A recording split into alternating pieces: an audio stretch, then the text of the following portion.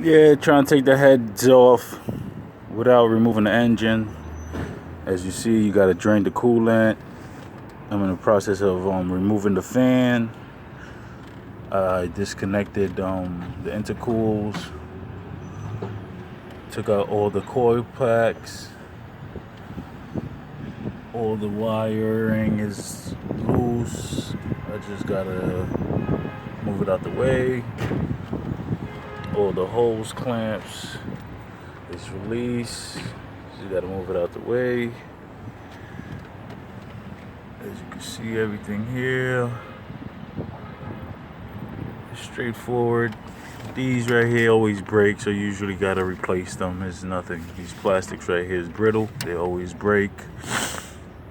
They got like a 4 tab on each side holding on to the air filter. Same thing on this side.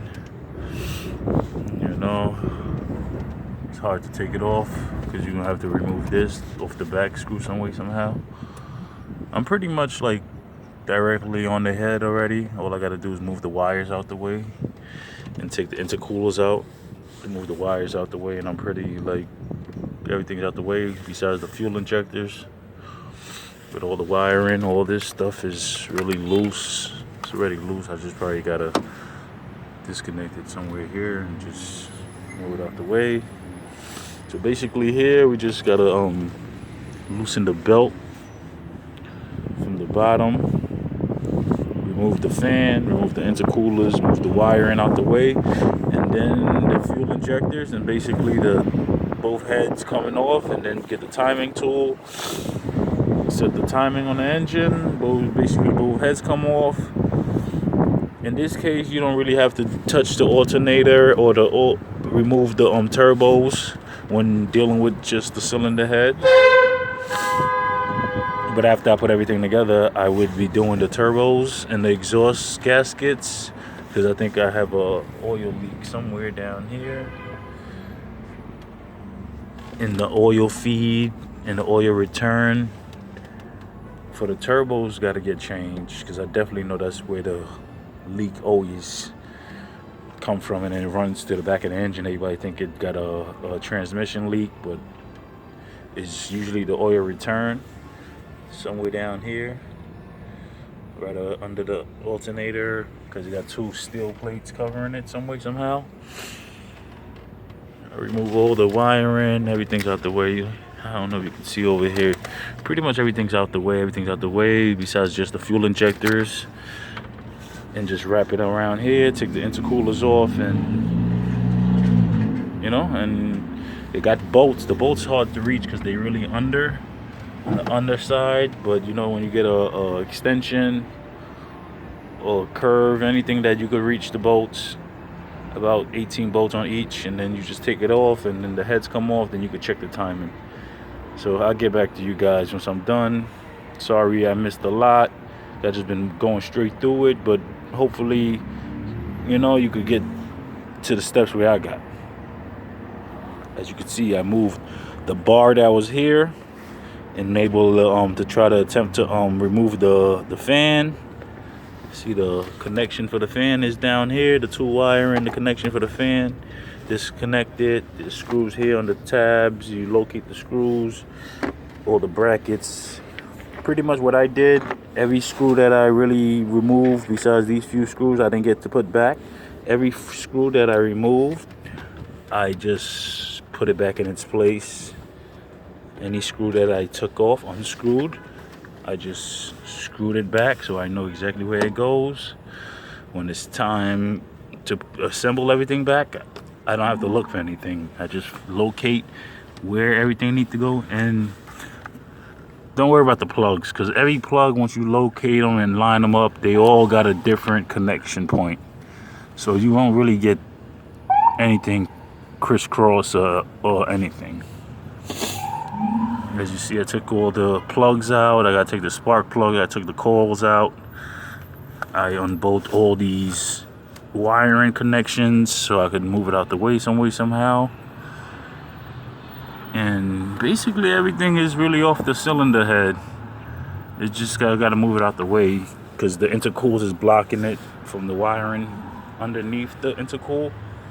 That's what's in the way. Make sure you drain it, because you see I didn't drain it and there's still a whole bunch of coolant in the intercool and in the reservoir. So you got to drain it in the bottom underneath the radiator. And see, I took all the tabs out. You make sure all the tabs, you don't really got to move anything. Everything's connected to one, so when you connect in the back, you just put them in the right location. It's pretty straightforward, you know. Usually when you have a problem with the coolant leak of that the Y connection, see me, I put a brass connection with a couple clamps. That's the best option, because the plastic always get hot and melt and break and go down the pipe and get clogged in the lines. So I used the brass. That was some time ago I got to that job.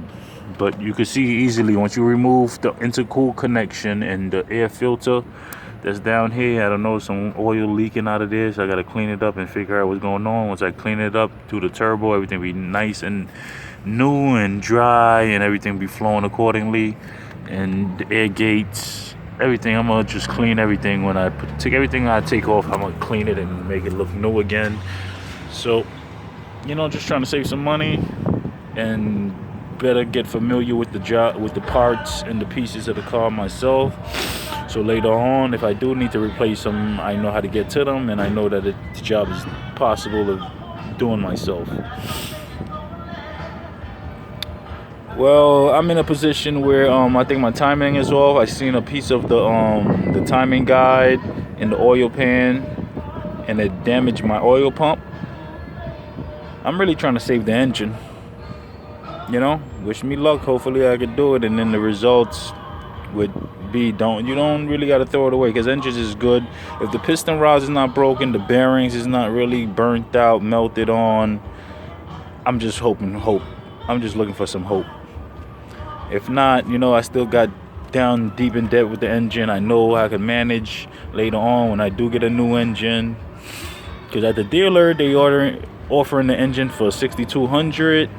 But when you return the core, you get at least $2,200 back. So the engine is pretty much $4,000, $4,200. Maybe you need a couple gaskets here and there. Because I looked on eBay, I looked around. Most used engines was going for like 36 used with about 131,000 miles on it. And you don't know how the previous owner took care and maintained the engine. It's basically on its way out. So $3,600 on the used engine is not a good idea. You're better off making the investment. It's a large investment, but you get a reimbursement back for the core part. That's the best part. So the engine comes down to like $4,000 compared to $3,500, the minimum you could find for a used engine, and you don't know what's wrong with it. That's the whole purpose of them taking out the car, trying to get rid of it, because it was in a car that was having complications.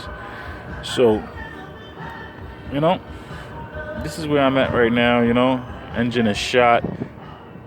Brought it to a shop. Told them I had an engine problem. They kept making the problem worse, because they kept turning it on, trying to turn the car over, knowing that if I have a problem, don't keep attempting to turn it over. You're just going to mess it up more.